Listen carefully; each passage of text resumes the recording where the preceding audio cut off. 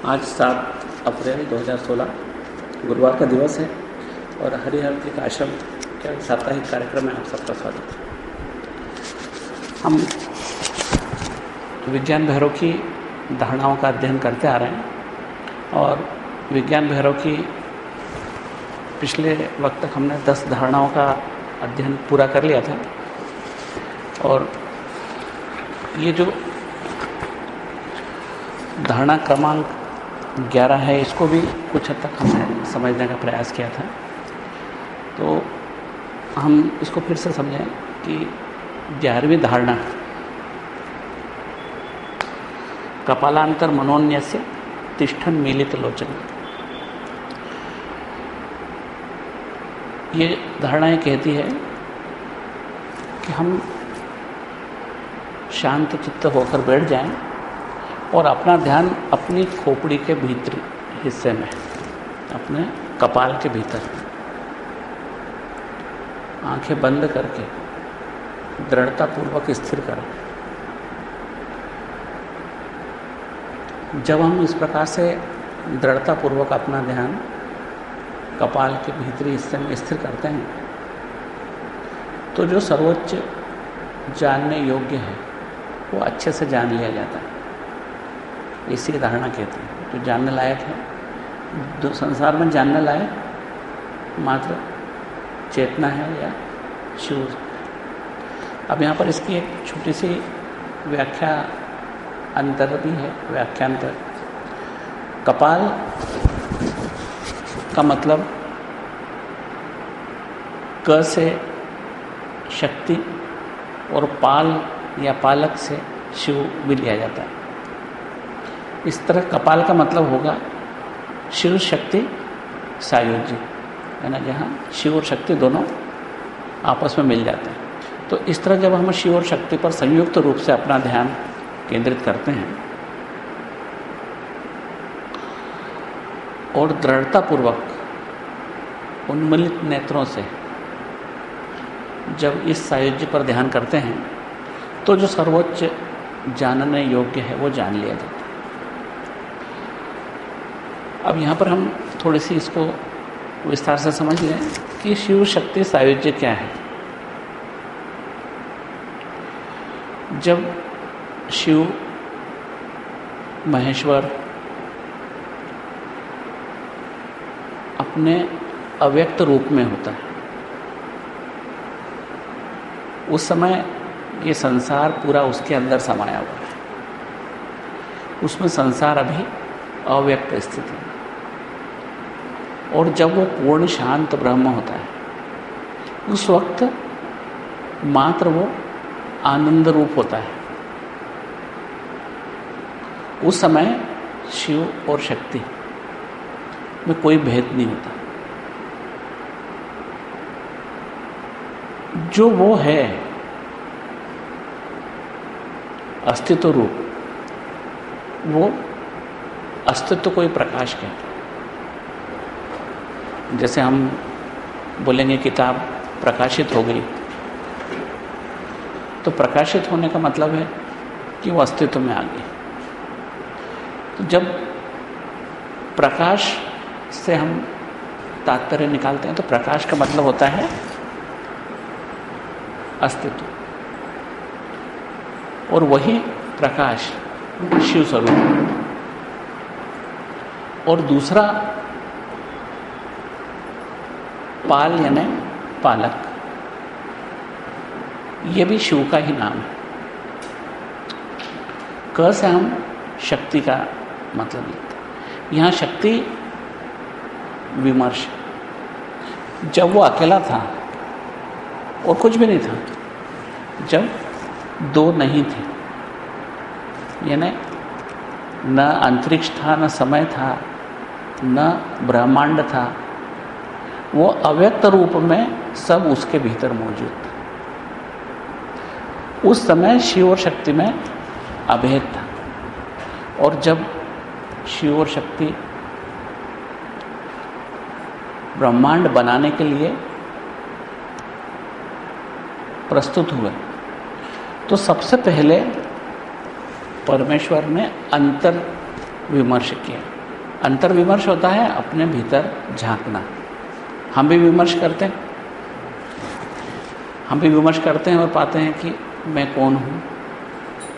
तो हमारा विमर्श एक तो सीमित विमर्श होता है, जब हम अपने आप को एक शरीर से तादात्म्य किया हुआ पाते हैं कि मैं फलाना हूँ, मेरी ये उम्र है, मेरा ये गांव है, ये मेरी जाति है, ये मेरी डिग्री है, ये मेरा मकान है।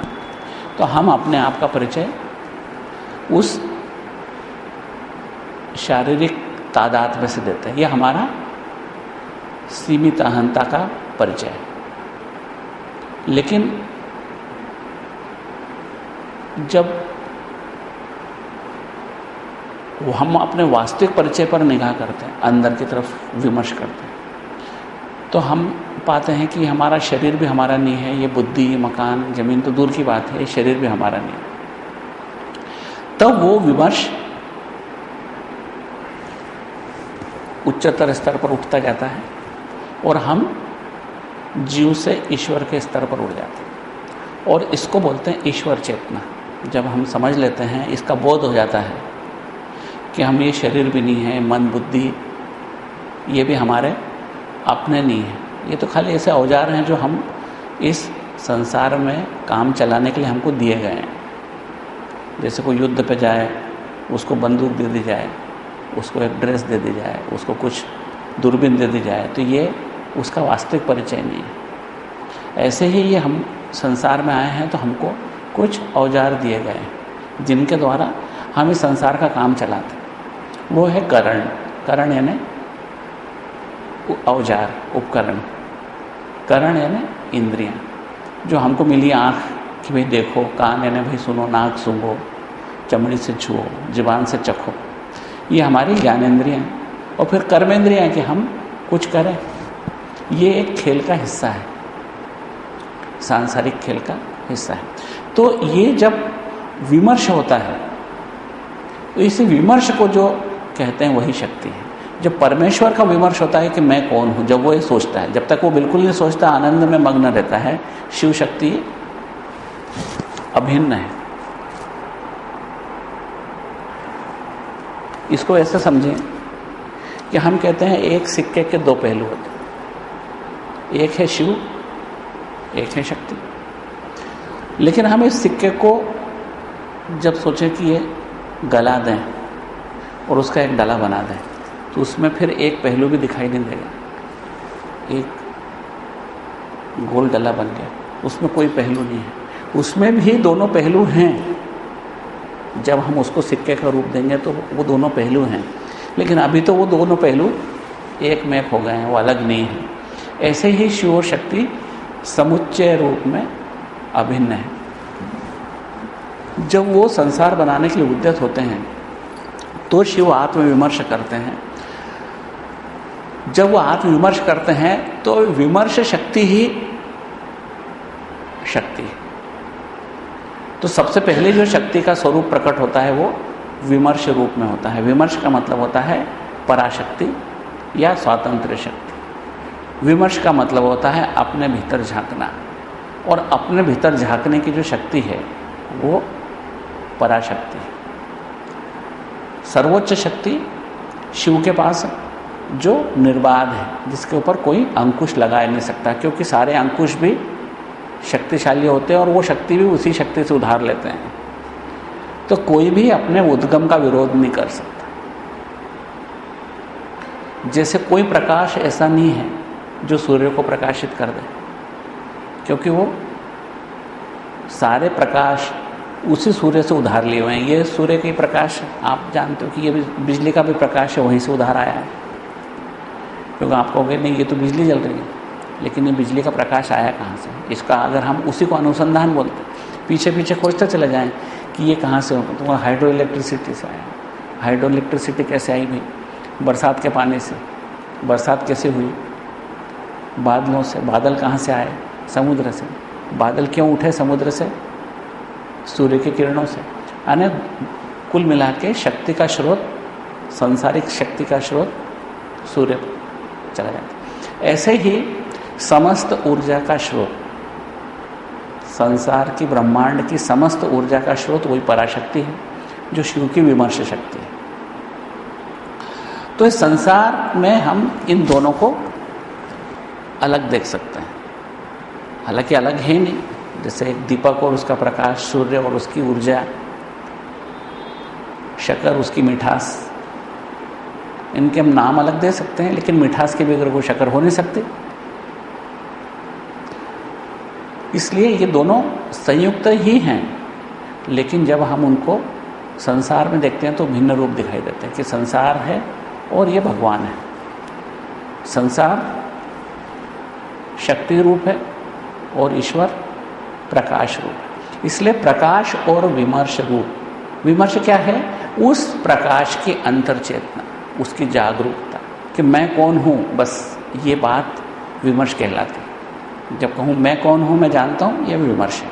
तो यहाँ पर पहली धारणा में कहते हैं कि शिव शक्ति सायुज्य पर अपना विमर्श स्थापित, यानी अपनी अंतर चेतना में शिव और शक्ति दोनों हैं। और ये कब होता है? जब शिव शांत रूप से बैठे हों, जब वो ब्रह्मांड बनाने को उद्यत हो। तो उस स्थिति की विमर्श आप अपने भीतर पैदा करो।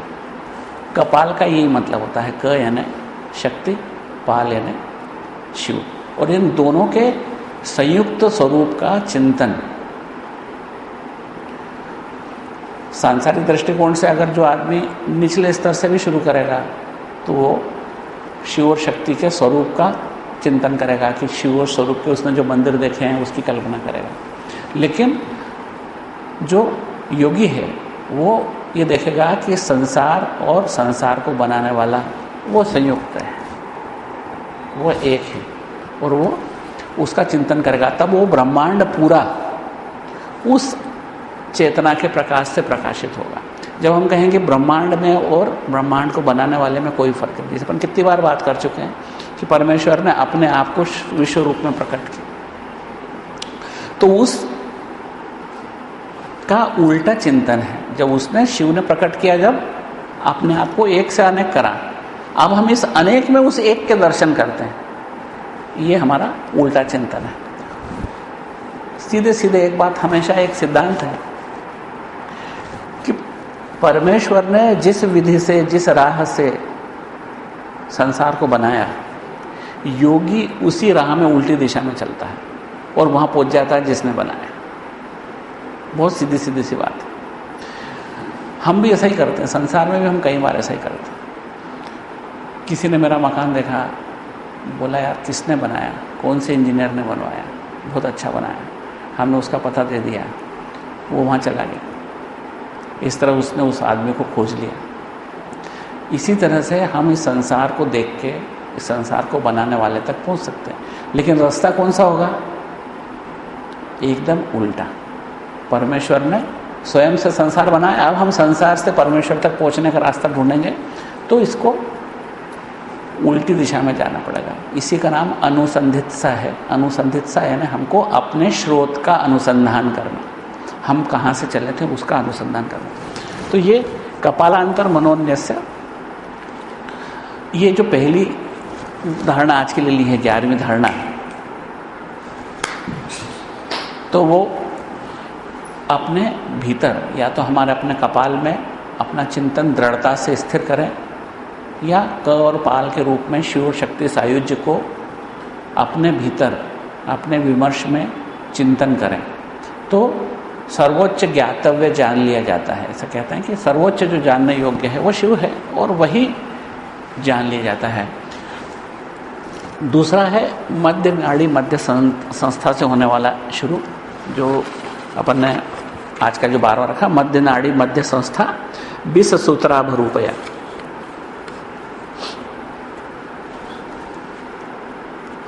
ध्याता अंतर व्योमया देव्या तया देव प्रकाशित। ये हमारा आज का दूसरा यानी 12वीं धारणा है। इसमें ध्यान करने की विधि बताई गई है कि हमारी सुषुम्ना या मध्य नाड़ी, जो हमारी रीढ़ की हड्डी के अंतिम छोर से हमारे कपाल तक, मस्तिष्क तक आती है। ये स्पाइनल कॉर्ड कहलाती है मेडिकल लैंग्वेज। और इसके योगी कहते हैं कि इसकी मध्य में जो नाड़ी है उसके आसपास एक सूर्य नाड़ी और एक चंद्र नाड़ी है। एक तरफ सूर्य नाड़ी है, एक तरफ चंद्र नाड़ी है। और उस सूर्य और चंद्र नाड़ी में एक प्रभाव होता है प्राण और अपान का। दो ऊर्जाएं सतत चलती हैं प्राण अपान की। हम ये पहले भी अभी पढ़ चुके हैं एक धारणा के अंतर्गत। प्राण अपान की जब तक ऊर्जा चलती है तब तक ये संसार द्वैत रूप में बना रहता है।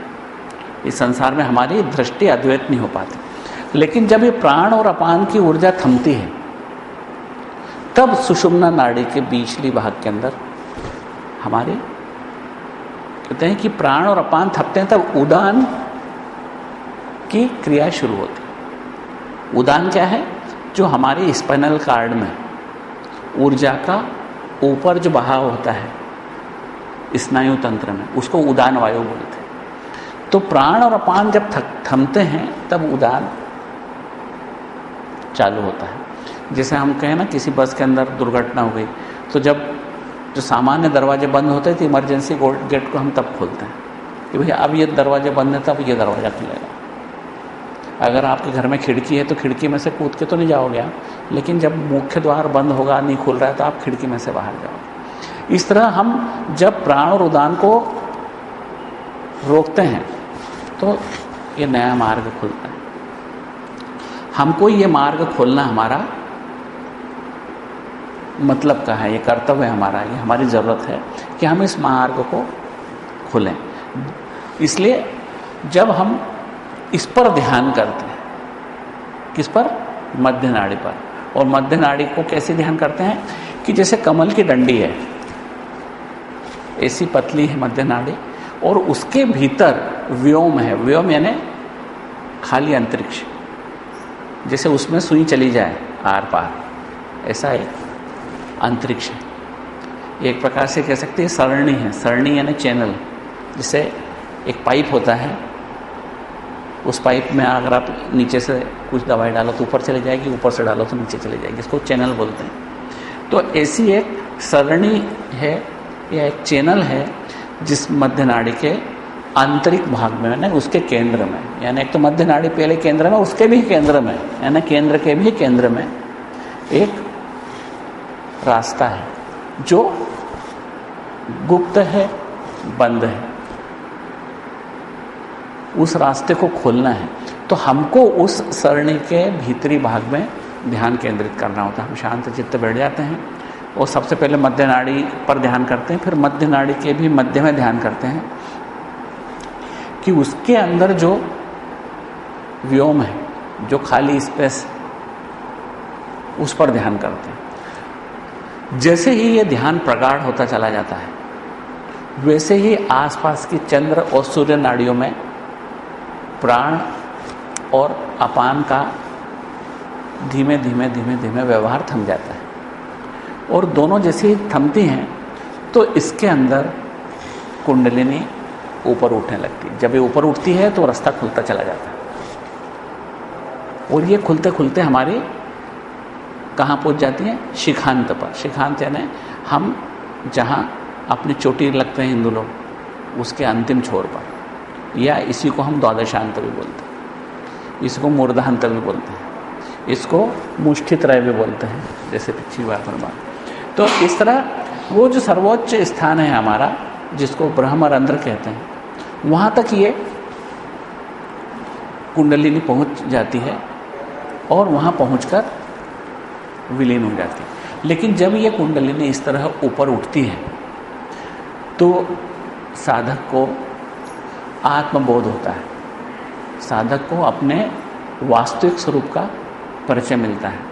उसे वो समस्त संसार और अपने बीच के भेद मिट जाते हैं। उसको ये एहसास होता है, बोध होता है, संसार मेरा ही विकास, मैं ही ब्रह्मांड हूँ और मुझसे जुदा कुछ भी नहीं है। ये एक ऐसा ज्ञान है जिसको वो चाहकर भी किसी को बताए तो किसी के लिए समझना कठिन है। वो इसको शब्दों में व्यक्त नहीं कर सकता। क्यों? कुछ एहसास होते हैं जिनको व्यक्त करना कठिन है। आपको दर्द होता है, आप कहते हो, हम मान लेते हैं। आपको आनंद आया, ये आप ही जान सकते हो कि कैसा आनंद आया, कब आया, कितना आया, कब कितना दर्द हुआ, कहाँ हुआ, कैसा हुआ। न तो आपको ये किसी को बता सकते हो, न किसी को दे सकते हो। इसलिए ये मात्र आप स्वयं अनुभूत कर सकते हो कि ये क्या आनंद है। तो मध्य नाड़ी के मध्य में जो खाली व्योम है, जो कमल की डंडी के भीतर एक प्रकार की सरणी होती है, ऐसी एक सरणी है, उस पर ध्यान केंद्रित करने से प्राण अपान के व्यवहार थम जाते हैं और उदान यानी जो ऊर्जा स्नायु तंत्र में है वो ऊपर उठने लगती है, और उदान के ऊपर उठने के साथ में कुंडलिनी ऊपर उठने लगती है, और यह आपके अस्तित्व को एक नया आयाम दे देती है। जब आप अपने आप को परमेश्वर के संसार में, अपने और संसार के बीच के भेद को भूल जाते हैं और वो एक सर्वोच्च बोध से बोधित हो जाते हैं, यानी सर्वोच्च ज्ञातव्य को जान लिया जाता है। इस तरह से ये हमारी दूसरी धारणा है। अब आज की तीसरी धारणा, जब उस तीसरी धारणा कर रुद्र द्रगस्त्रेण भ्रूभेदाद द्वार रोधनाथ, ये नहीं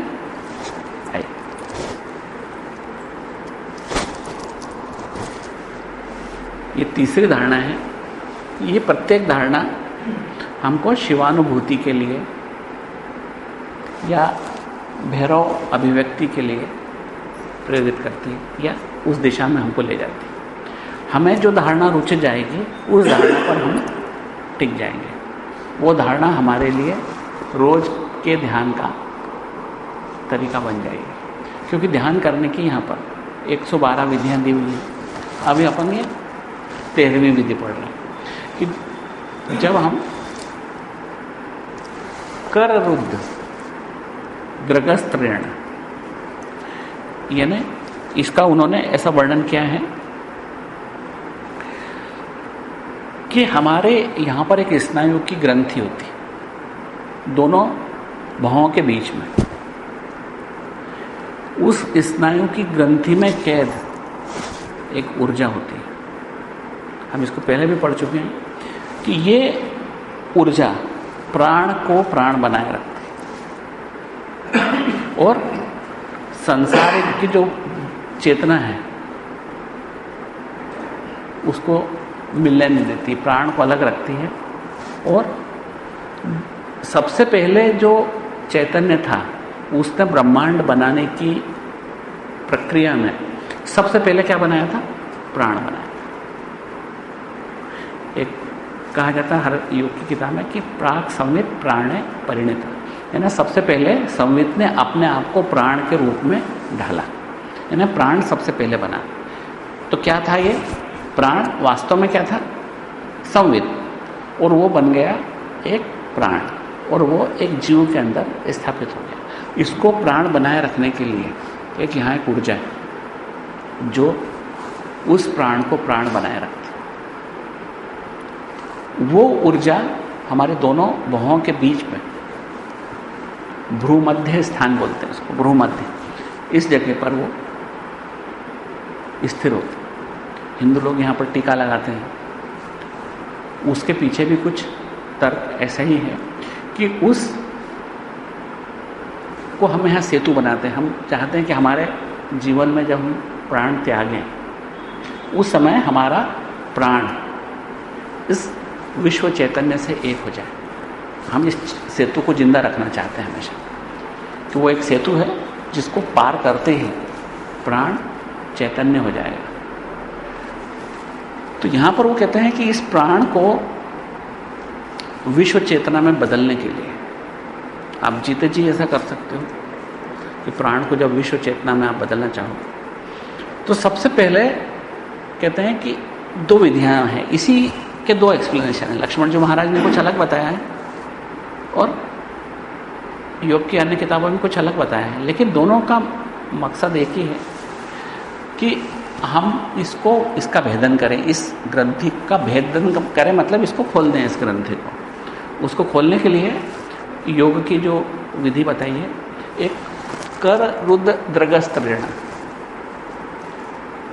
अस्त्र क्या है? अभी थोड़ी देर पहले अपन ने बात करी, करण है, जिसके द्वारा हम कोई कार्य संपादित करते हैं। जैसे एक फावड़ा है तो उससे हमें कार्य संपादित करेंगे, वही मिट्टी को खींचना है।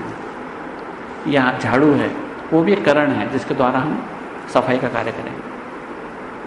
ऐसे ही इस सर्वोच्च उद्देश्य को प्राप्त करने के लिए भी हम करण का उपयोग करते हैं। करण का मतलब इंद्रियां भी होती है, क्योंकि ये भी कुछ ना कुछ कार्य करती हैं। आँख देखने का कार्य करती है, जीवान चखने का, कान सुनने का कार्य करती है, इसलिए भी करण है। यहाँ पर हमारा उद्देश्य सर्वोच्च अनुभव को प्राप्त करना है, वो बोध प्राप्त करना है। तो उस बोध प्राप्त करने के लिए जो साधन है उसको भी हम करण कहेंगे, वो भी हमारे साधन है। तो यहाँ पर एक साधन का उपयोग करते हैं करण का, वो ये भी समझ लें हम कि यहाँ पर कई तरह के करण उपयोग में आते हैं योग में।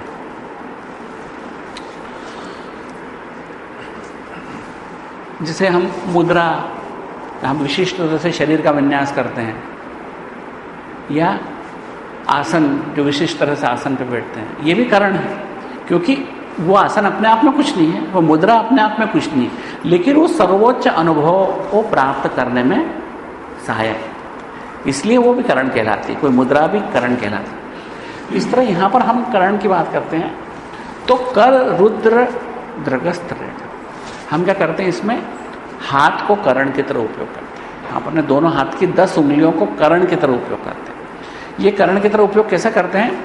अपने दोनों अंगूठों से दोनों कान बंद करते हैं। रुद्र का मतलब होता है बंद करना है, हाथ से बंद करना। क्या बंद करना है? समस्त ज्ञानेंद्रियों के द्वारों को बंद करना है, क्योंकि ये ऊर्जा को बाहर ले जा रहा है, इसको भेदना है, तो उस ऊर्जा को एकत्रित करना है। अभी हम एक कांच लेते हैं जिसको हम बिल्लोरी कांच बोलते हैं, या लेंस, कॉन्वेक्स लेंस, उसके द्वारा हम ऊर्जा को केंद्रित करते हैं तो ऊर्जा कागज को जला देगी। अगर बारूद रखी तो उसमें विस्फोट कर देगी। वही ऊर्जा अगर हम उस कांच को हटा लेते हैं, उतनी ही ऊर्जा उस क्षेत्र में गिर रही है, लेकिन वो काम नहीं कर रही। लेकिन उसको जब हम घनीभूत कर लेते हैं तो वो ऊर्जा विस्फोटक हो जाती है। तो अब हमको हमारे अपनी इंद्रियों के द्वारा जो ऊर्जा बाहर प्रसारित हो रही है उसको घनीभूत करके हमको भूभेद करना है, इसको, इस ग्रंथि को खोलना है। तो ऐसा करने के लिए हम क्या करते हैं, हमारी 10 उंगलियों का उपयोग करते हैं। पहले दोनों उंगलियों से, अंगूठों से कान को अच्छी तरह बंद करते हैं, फिर अपने तर्जनी से आँख को बंद करते हैं, फिर मध्यमा से नाक को, और ये जो अनामिका और कनिष्ठा उंगलियां हैं इसके द्वारा हमारे मुंह को बंद कर लिया। अब इस तरह हमारी इंद्रियों के समस्त द्वार बंद हो गए। हमारी जो ज्ञानेंद्रियां सतत बहिर्मुखी हैं, आंखें बाहर देखती हैं, कान बाहर सुनते हैं, नाक बाहर से सूंघते हैं, जीवान कुछ न कुछ चखती रहती है। तो इन सब इंद्रियों के द्वारों को हाथ को करण की तरह उपयोग करना है, यानी इसको शस्त्र की तरह उपयोग करना है, और हम इस तरीके से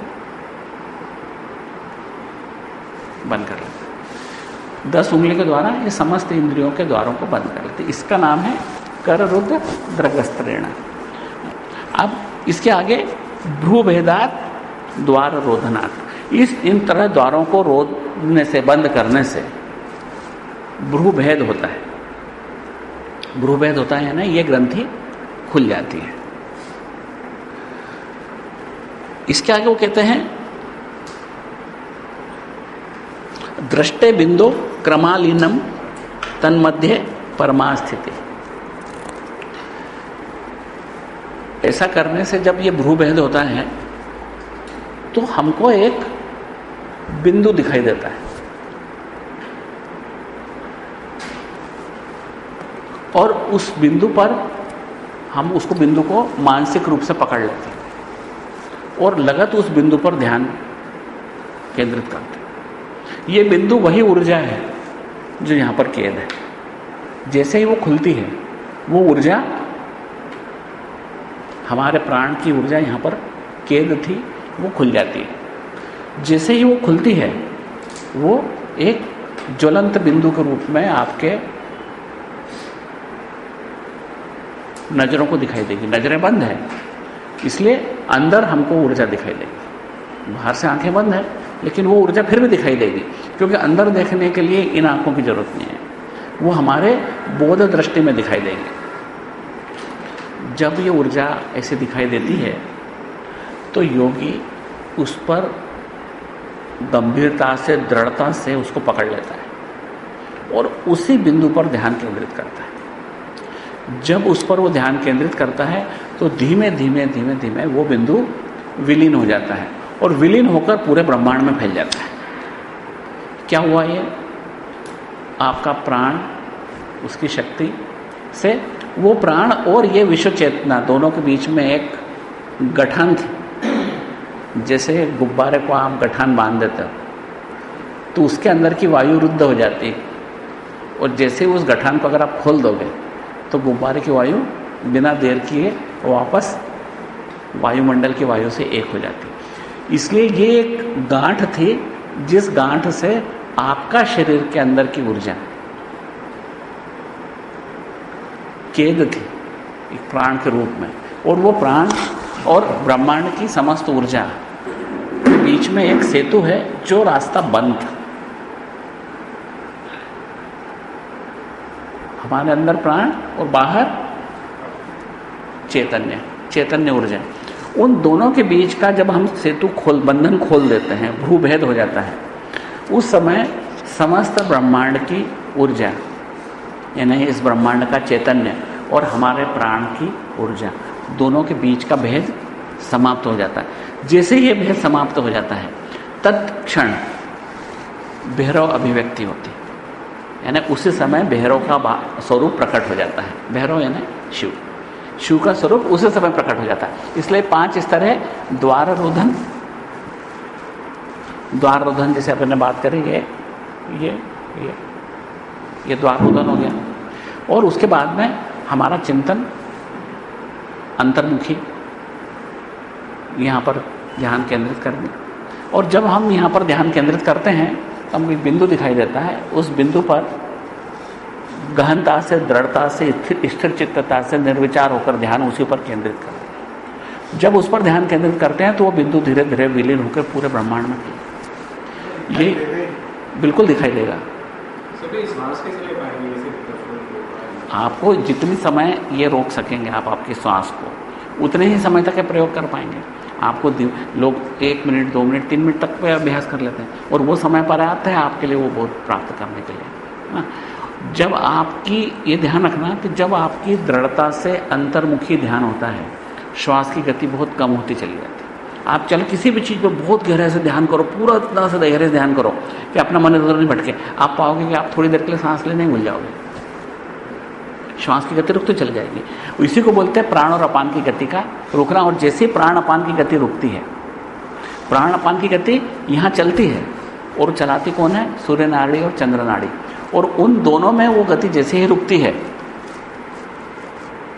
दोनों में वो गति जैसे ही रुकती है, तो उदान वायु का कार्य शुरू हो जाता है। और वो कहाँ होता है? मध्य नाड़ी के अंदर। जब इसके पहले वाले में पढ़े थे अपन ने, मध्य नाड़ी, मध्य संस्था।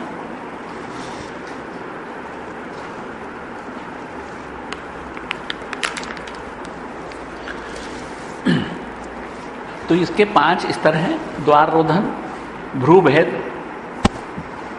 यानी उस गांठ का खुलना, फिर बिंदु दर्शन, फिर बिंदु पर ध्यान से बिंदु का विलीन होना, है ना, और फिर अंत में भैरव अभिव्यक्ति, पर शिव की अभिव्यक्ति हो जाती है। ये 5 इसके स्तर हैं। अब लक्ष्मण जो महाराज ने इसकी जो व्याख्या की है, इसमें थोड़ा सा भेद है।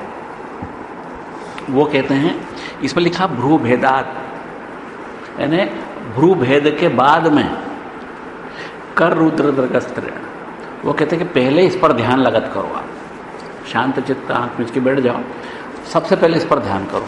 जिस वक्त बिंदु के दर्शन शुरू हों तुरंत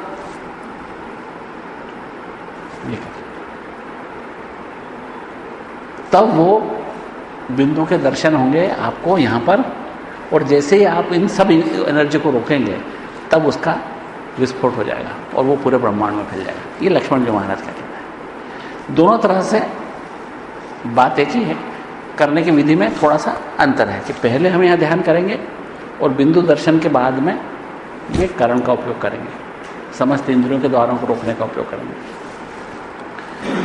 तो ये तीन हो गई।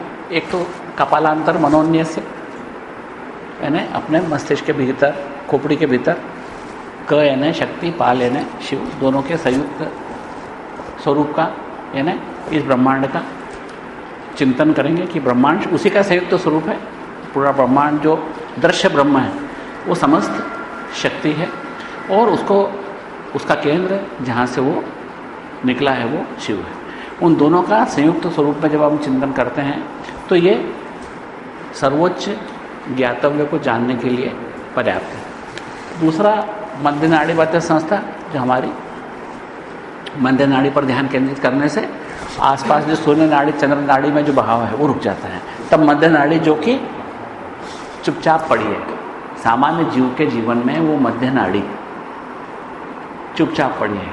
इसका मतलब अपन समझते हैं कि हम जन्मजात संसार के सबसे धनी व्यक्ति के रूप में पैदा हुए हैं और पूरी जिंदगी भीख मांगते हैं, क्योंकि वो मध्य नाड़ी फल तो पड़ी है। जैसे किसी के घर पे सैकड़ों किलो सोना पड़ा है घर के अंदर और बाहर वो किसी के यहाँ पे छोटी सी नौकरी कर रहा है, क्योंकि उसको मालूम ही नहीं है कि वो मेरे पास तो इतना बड़ा खजाना है कि मुझे नौकरी क्या, मैं सैकड़ों नौकर रख सकता, मैं तो बड़ा स्वामी हूँ, समझते। तो ऐसे ही हमारे पास एक ऐसी चीज़ पड़ी है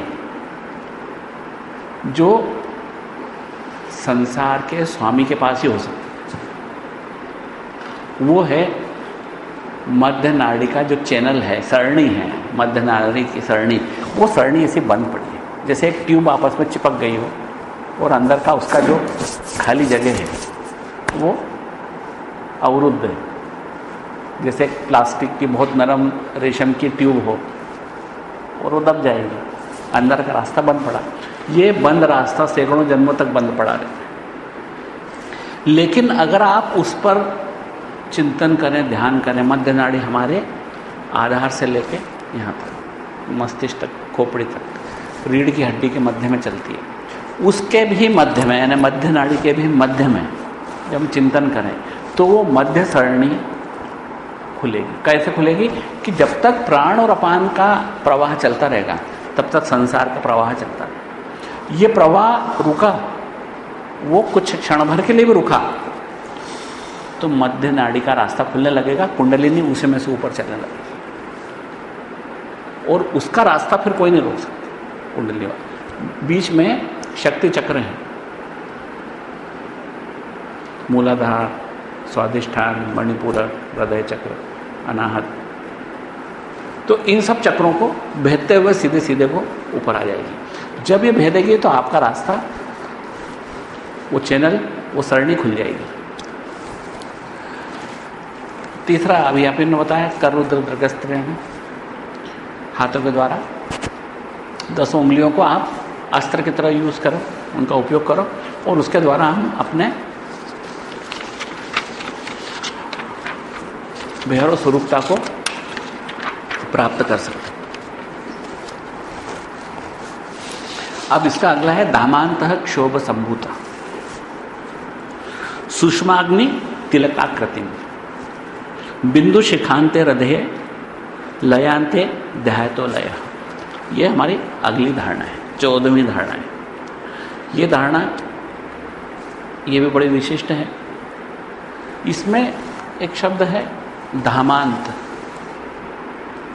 ये धाम शब्द के 2 मतलब हैं, लेकिन हम पहले पहला मतलब समझें और उसके द्वारा इसकी व्याख्या से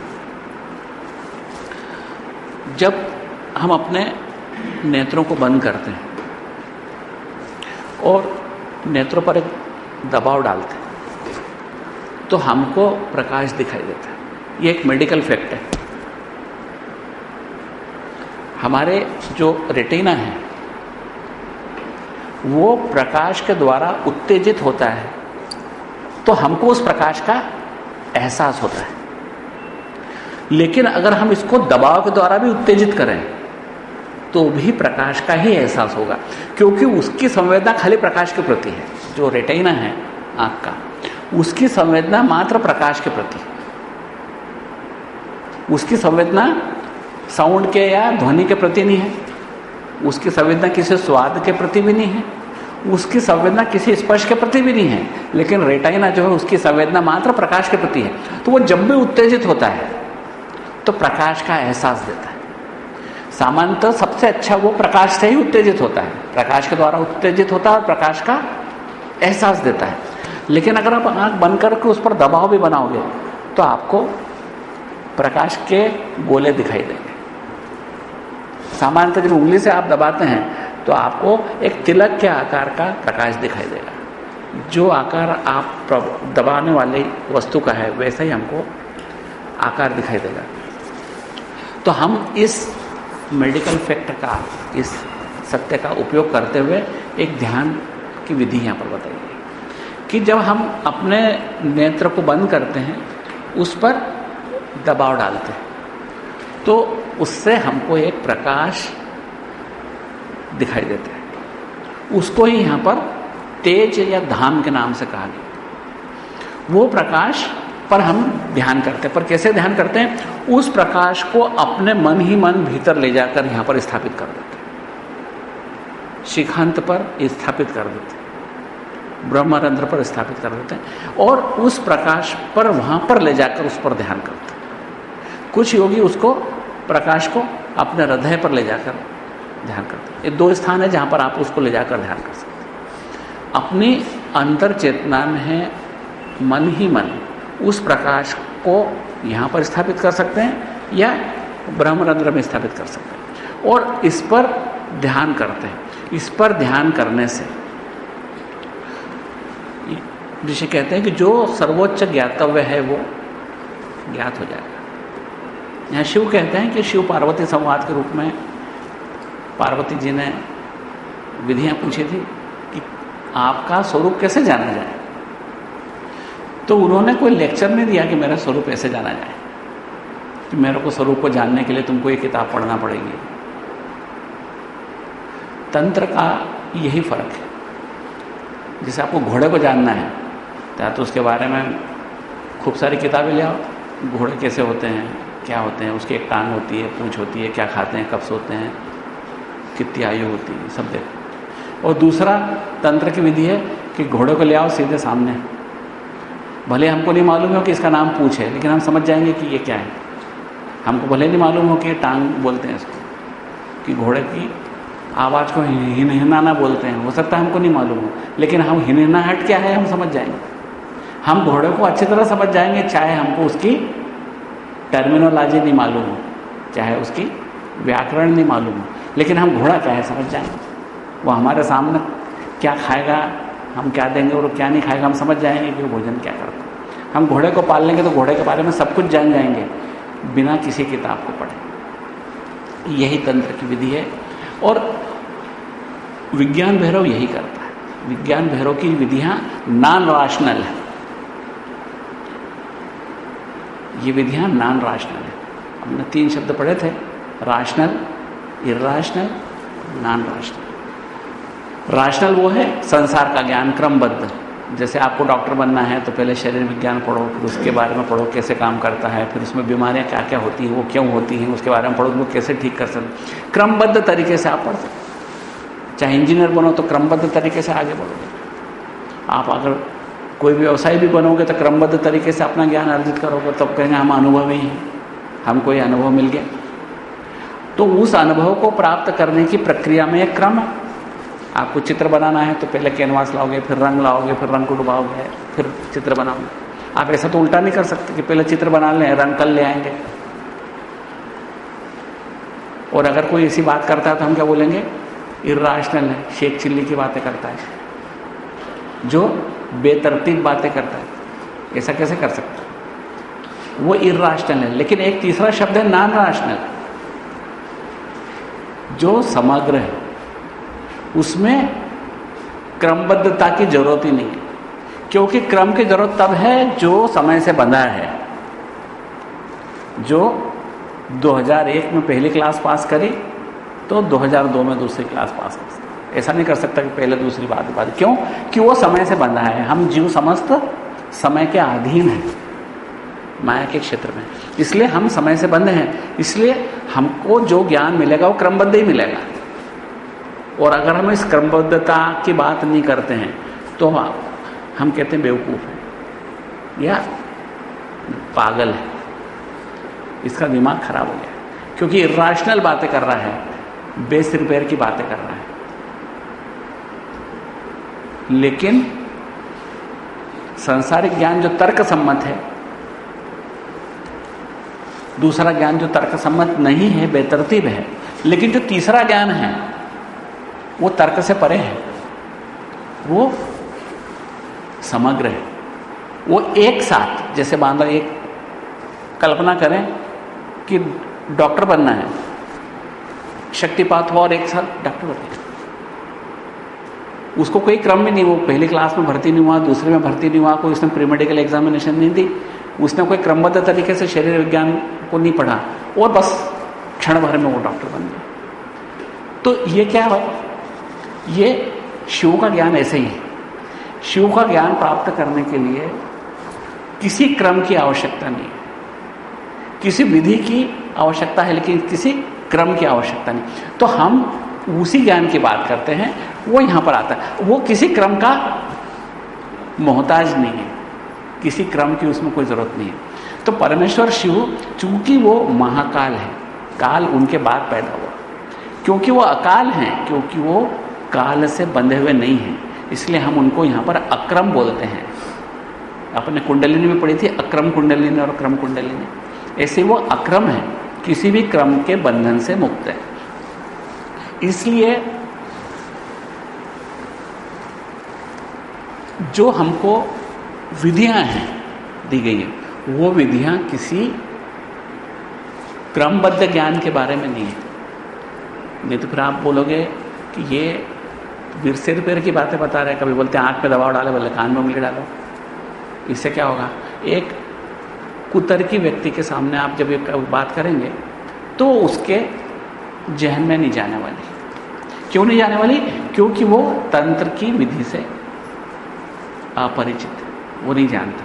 वो क्या समझेगा? ये इर्राशनल बातें कर रहा है, बेसिर पैर की बेवकूफ़ों जैसी बातें कर रहा है। लेकिन ये इर्राशनल बेवकूफ़ों जैसी बात नहीं है, ये नॉन राशनल बात है, क्योंकि ये समय और अंतरिक्ष का अतिक्रांत कर जाते हैं, ट्रांसेंड कर जाते हैं, समय और अंतरिक्ष को पार कर जाते हैं। समय और अंतरिक्ष के भीतर नहीं है, ये समय और अंतरिक्ष को ट्रांसेंड कर जाते हैं, उसका अतिक्रमण कर जाते हैं। इसलिए वो नॉन राशनल है। वो अंतर चेतना से जो ज्ञान प्राप्त होता है, जो इंट्यूटिव नॉलेज की हम बात करते हैं, जो हमारे नाभि के स्तर से जो ज्ञान प्राप्त होता है, वो ज्ञान जो हमारे भीतर है ही। आज एक कवि ने एक कविता लिख दी, तो आज के पहले वो कविता कहाँ थी? उसी की अंतर चेतना में थी। आपने आज एक कहानी लिख दी, पर वो कहानी आज के पहले कहाँ थी? आज के पहले वो आपकी अंतर चेतना में थी। किसी ऋषि ने वेद लिख दिया, तो वो वेद उसके पहले कहाँ था? उसके पहले उसकी अंतर चेतना में तो था। यही अंतर चेतना, वही शिव है, वही शक्ति है, वही क्रिएटर है, वही ब्रह्मांड का कर्ता है। उसी पर हमारी जब अहंता टिक जाएगी कि मैं वही हूँ, तब हमको पूरे ब्रह्मांड में क्रम से मुक्ति मिल जाएगी। हम कुछ नहीं हैं, हम क्रम में बंधे हुए जीव हैं। हम उस क्रम को उल्लंघन कर जाएंगे, तब हमारी अहंता उस चेतना से एक हो जाएगी। जब हमारी अहंता उस चेतना से एक हो जाती है, तब शिवानुभूति या भैरवाभिव्यक्ति होती है। अब इसके बाद अभी कुछ समय हम अगला एक और ले लेते हैं, अनाहते पात्र करणे। अब हम इसके अगली वाली 15वीं धारणा के बारे में पढ़ते हैं कि अनाहते पात्र करणे अभग्न शब्दे सरिद्रुते शब्द ब्रह्मणि निष्णातः परम ब्रह्माधिगच्छति। अभी बोलते हैं कि सबसे पहले इस शब्दों को समझ लें, अनाहत। ये शब्द बहुत सुना है कई लोगों ने, उपनिषदों में भी सुना है, वेदों में भी सुना है, योग शास्त्रों में भी सुना है। कबीर ने भी इस शब्द का उपयोग किया है, कई संत इस शब्द का उपयोग करते हैं, अनाहत शब्द। तो अनाहत क्या है? सबसे पहले हम समझें कि जब कोई भी ध्वनि पैदा होती है तो टकराहट से पैदा होती है। मेरी ज़बान मेरे होठ से टकराती, कभी मेरे दांत से टकराती, कभी मेरे होठ से टकराती। इस तरह कोई भी ध्वनि टकराहट से पैदा। अगर आप वाद्य यंत्र लें तो उसमें भी सारी ध्वनियाँ टकराहट से। आप अगर तबला भी है तो आपकी उंगलियां जब तबले पर टकराती हैं तो उससे ध्वनि पैदा होती है। नगाड़ा भी हो, डमरू भी हो, कुछ भी हो, कोई भी ध्वनि टकराहट से पैदा होती है। तो ये टकराहट से ध्वनि पैदा तब हो सकती है जब दो हों। जब कुछ भी दो हैं तभी तो टकराएंगे, नहीं तो कैसे टकराएंगे? अगर एक लकड़ी है और एक ढोल है तो लकड़ी ढोल से टकराएगी। लेकिन जहां ये बात करने से वेखरी वाणी की बात कर रहे हैं, इससे पीछे जाएं तो क्या है? मध्यमा वाणी, उसके पीछे पश्यंती वाणी है और उसके पीछे परावाणी है। वाणी का विकास एक बिंदु से हुआ, उस बिंदु से पश्यंती, फिर मध्यमा और वेखरी वाणी बनी।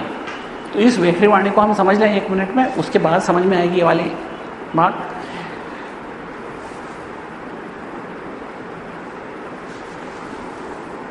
कि जैसे हम इस चीज को उठाया, एक मोबाइल है तो उसको हमने हाथ से उठाया, तो इस क्रम में, मोबाइल को उठाने के क्रम में क्या हुआ? अगर हम इसको सोचें कि मैंने एक शब्द बोला, तो इस शब्द बोलने की घटना या किसी चीज़ को उठाने की घटना, इसका हम अनुसंधान करें, जैसा कि हम ये कर चुके हैं उसमें शिव सूत्र में जब पढ़ा था, है ना? इसको जब अनुसंधित सा करें, इसका इसके पीछे क्या है, इसके पीछे क्या है, जब हम ऐसा विचार करें कि मैंने एक शब्द बोला, मैंने बोला राम। ये राम कैसा आया? मेरे ज़ुबान के कुछ विशेष अंगों की, ज़ुबान, दांत, होठ और मेरे कंठ के अंदर जो वाद्य यंत्र लगा है, उसकी कुछ विशिष्ट तरह से टकराने से राम शब्द बना। लेकिन जब ये राम शब्द मैंने बोला, उस घटना को अगर हम पीछे से सोचें तो इस बोलने के पहले मैंने निर्णय लिया कि मैं राम बोलूँगा। अभी बोला नहीं है लेकिन निर्णय ले लिया। इस समय उसका स्वरूप क्या है? मध्यमा वाणी। वो प्रकट होने के लिए तैयार है, बिल्कुल बोले जाने के लिए तैयार है, अभी बस बोली नहीं गई है, वो मध्यमा वाणी। अब हम उसके पहले भी सोचें, उसके भी पीछे चले जाए कि जब हम राम बोलना है, निर्णय लिया, उस निर्णय के पहले की प्रक्रिया के बारे में सोचें तो हमारे अंतर चेतना में एक प्रस्ताव आया कि राम बोला जाए। तो बुद्धि ने कहा ठीक है, राम बोलते हैं। जब वो प्रस्ताव आया, वो प्रस्ताव और सूक्ष्म स्तर पर था, वो पश्यंती वाणी थी। लेकिन हम ये कहेंगे प्रस्ताव के भी पीछे चलें अपन। ये प्रस्ताव आया कहाँ से? मुर्दे को कभी ऐसा प्रस्ताव आता है कि राम बोलें? हमारे भीतर ये प्रस्ताव कहाँ से आया? इसके भी हम पीछे जाके देखेंगे तो हम उसके पीछे जाएंगे कि हमारी चेतना है, उस चेतना में परम स्वातंत्र है और उसी ने प्रस्ताव रखा। राम कल हो सकता है वो प्रस्ताव रख दे, शाम बोलो, कल बोले अल्लाह बोलो, उसकी मर्जी है, वो प्रस्ताव रख सकते, वो स्वतंत्र है, उस प्रस्ताव को रखने के लिए स्वतंत्र है और वो प्रस्ताव को वापस लेने के लिए भी तब तक स्वतंत्र है जब तक कि उसका क्रियान्वयन नहीं हो जाता। जैसे अभी मैंने बोला, अंदर से प्रस्ताव आया राम बोलो, उस प्रस्ताव को तस्दीक कर दिया बुद्धि ने कि हाँ राम बोला जाए, बस मैं बोलने वाला हूँ लेकिन मैंने सोचा नहीं बोलता, मैं उसका भी रोक सकता हूँ, अभी रोक सकता हूँ और रुक गया, प्रस्ताव को वापस ले लिया। ये स्वतंत्रता भी किसके पास है? परशु के पास है। तो सबसे अंदर जहां से उद्गम है वाणी का, वो है मेरी अंतरतम चेतना, और वही चेतना पर हम अगर ध्यान करना है तो हम वेखरी से मध्यमा, मध्यमा से पश्यंती और पश्यंती से परावाणी की यात्रा कर सकते। इसका अभी अगर और उदाहरण आएगा आगे जब हम जप के बारे में आएंगे, इसमें जप भी आएगा कि इस तरह से जप के द्वारा हम वहाँ पहुँच सकते। तो यहाँ पर अभी हम कह रहे हैं कि अनाहत पर ध्यान करें। तो अनाहत क्या है? वो शब्द जब वहाँ से आया था प्रस्ताव,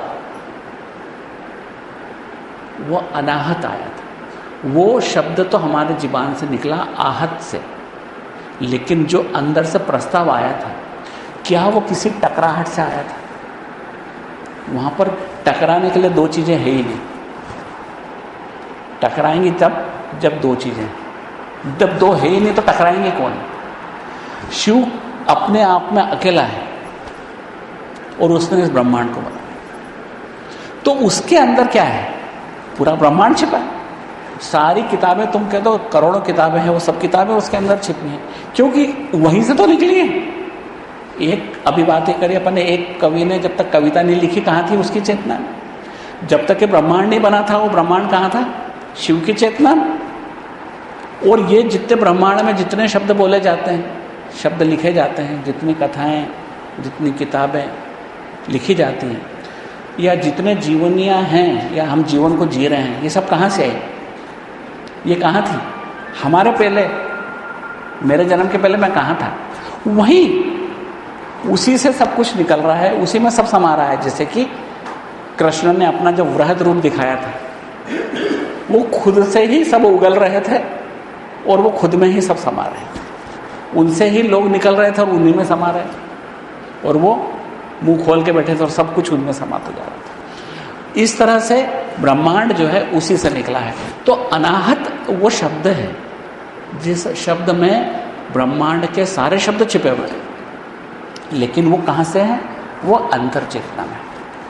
इस अनाहत को हम अगली बार कोशिश करेंगे थोड़ा सा और विशिष्ट रूप से और विस्तार से समझें, तब हमको ये समझ में आएगा कि अनाहत को जब हम सुनने की क्षमता हमारे कानों में पैदा कर लेते हैं तो वो कहता है अनाहते पात्र कर्ण, यानी जो कर्ण सुपात्र हैं, हर कर्ण अनाहत को सुनने की क्षमता नहीं रखता, लेकिन जो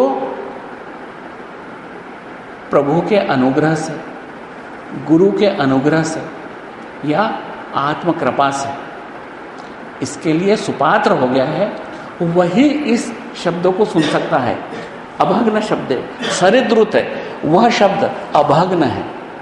अभग्न का मतलब बीच बीच में रुकता नहीं है। जैसे मैं बोलता हूँ तो रुकता हूँ, फिर बोलता हूँ, फिर रुकता हूँ, फिर बोलता हूँ। मैं एक शब्द बोला, फिर दूसरा बोला, फिर तीसरा बोला। आपने एक शब्द सुना, दूसरा सुना, जब तीसरा सुना। लेकिन ये अभग्न शब्द है जो खंडित नहीं होता कभी, और सरिद्रुत है, सरिता की तरह सतत बहता चला जाता है। ये शब्द कभी बंद नहीं होता। उसके जो अनाहत शब्द है, जो बिना टकराहट के पैदा होता है, वो सुपात्र करने के द्वारा सुना जा सकता है।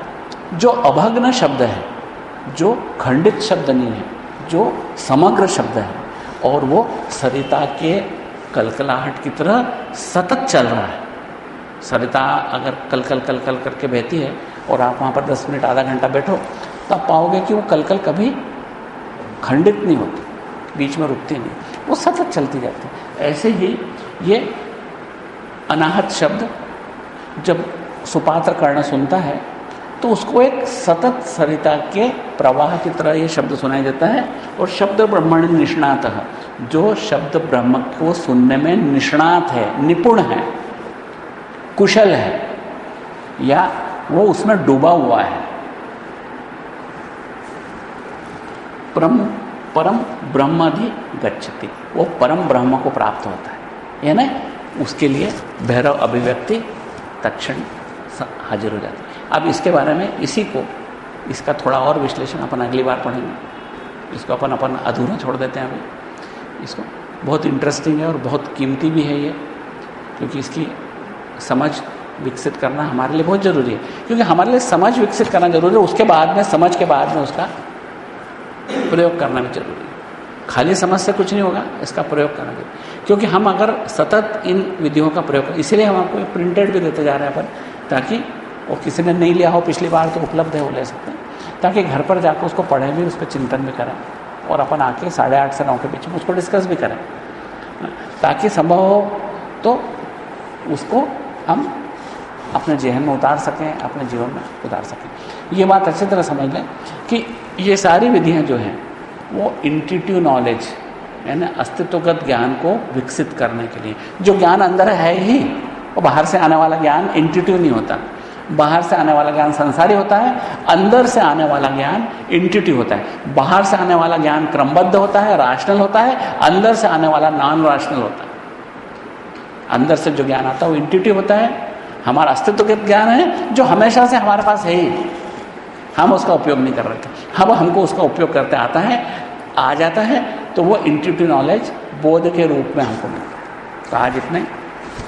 गुरु नारायण नारायण नारायण, गुरु नारायण नारायण नारायण, गुरु नारायण नारायण नारायण, गुरु नारायण नारायण, गुरु नारायण नारायण नारायण, गुरु नारायण नारायण नारायण।